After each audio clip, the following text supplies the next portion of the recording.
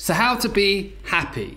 What I'm going to be sharing with you in this video is 4 ways in which you can increase your overall happiness. We all want to be happy. It's a natural emotion. We don't want to be sad. We don't want to be depressed. We don't want to be anxious. And the reason why I wanted to create this video is not only is it one of the most common questions that I ever get asked, but I was just reading this book here. This is The War of Art, and it talks about resistance and unhappiness. I'm only going to read a small section of this and then we're going to dive in to those 4 points. But it says, unhappiness, we feel like hell, a low-grade misery pervades everything. We're bored, we're restless, we can't get no satisfaction. We want to go back to bed, we want to get up and party, we feel unloved, we're disgusted, we hate our lives, we hate ourselves.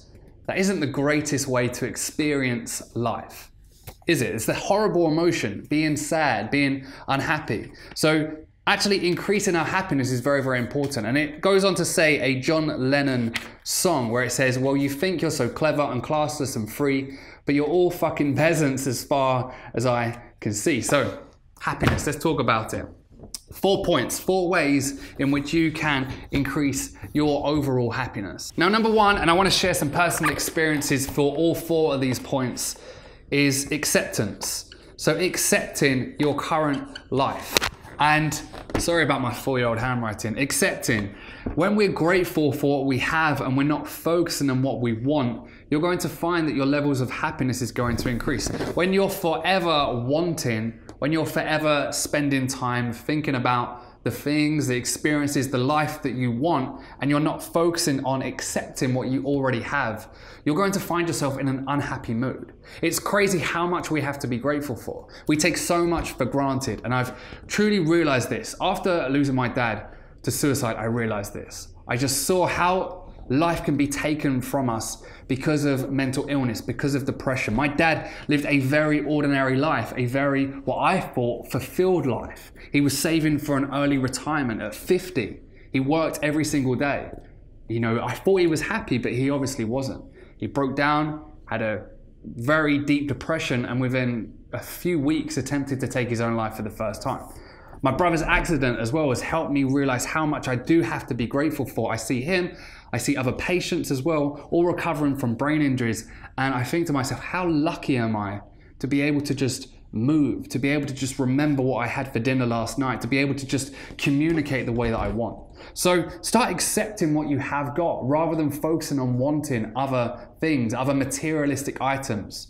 Wanting more in your life when already you have so much to be grateful for. Once you realize that you already have everything that you possibly need to be happy, you're going to find yourself not wanting a new life, not looking for a new way to be happy. It's about chasing that short-term pleasure. I'm not happy right now, but if I get this, I'm going to be happy. If I get that car, I'm going to be happy. If I get that girlfriend, I'm going to be happy. If I get this promotion at work and I make more money, I'm going to be happy. It's that forever wanting that's making you unhappy. So start accepting what you actually have. The second one is loving over rejecting. Now this sounds a little bit spiritual, of course, loving, but in terms of loving, it's all about loving yourself. It's about, again, going back to accepting yourself, but loving the life that you lead. When we're unhappy, we reject ourselves, we reject the people around us, and we reject the life that we already live. But once we start loving what we already have, once we start loving the people around us, once we start loving ourselves, our happiness is going to increase. It's going to dramatically reduce your stress when you actually start loving who you are, and when you start, or you're self-aware enough to know exactly who you are and you live your life in alignment with who you truly are as a person. There's no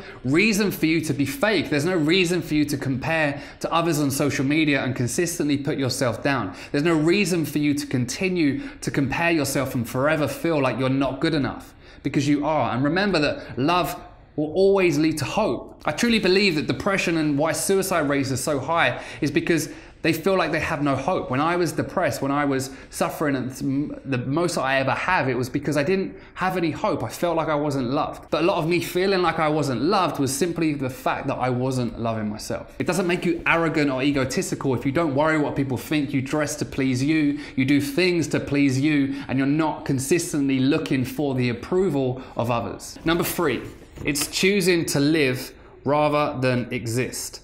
Now, what we'll find is we tend to just live life as it comes. We tend to just exist. We follow the rules. We'll go to school, we'll go to college, we'll go to university, we then get a job, we then work up the corporate ladder, we pay our taxes, we save for a pension, we then retire, then we do whatever the hell we want to do. And we simply merely just exist. We act like robots. We wake up at the same time every single morning when really we don't want to wake up. We sling ourselves out of bed, we have a shower, we go to work, we sit on the same train every single day, and all we are becoming are robots. You have to be self-aware enough to know that you are merely existing in life. And so many motivational speakers will say it over and over and over again, that you only have one life and you have to decide how you're going to live that life. And again, I had a huge reminder recently with my brother's accident, and so is he, that when we just merely exist, life can be taken from you within a heartbeat, within a click of the fingers. And we forget that so many times. We have to be reminded daily. But anything can happen to you that takes your life away. So you have to answer that question. Are you existing? Are you just acting like a robot? Are you just getting on with life and merely existing? Or actually, are you enjoying it? Are you choosing to live the life that you want? Do you feel free? Do you feel happy emotions? If not, you need to start shifting away from existing to living. Do the stuff that you enjoy doing. Think back to what you used to enjoy when you was a child and start listening to that and start doing more of it. There really is no excuse. It comes down to responsibilities as well. We say we cannot live the life that we want because we have bills to pay, because we can't annoy our spouses, we can't annoy our bosses. We have to do this because our parents would disapprove of us. Start taking responsibility for your life. No one's going to give you the key to the life that you want to live. It's all down to you. So if you want to start shifting from existing to living, then it's all about you stepping up and taking that responsibility. And then finally, I feel like a teacher. Investing in yourself.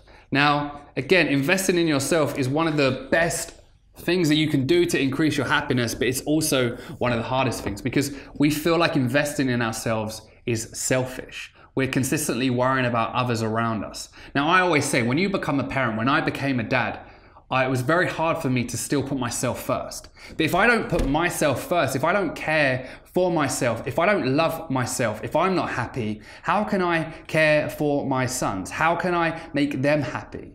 So it really does come down to you. It comes down to investing in yourself. And there's so many ways that you can do that. It could be as simple as getting some Z's, sleep.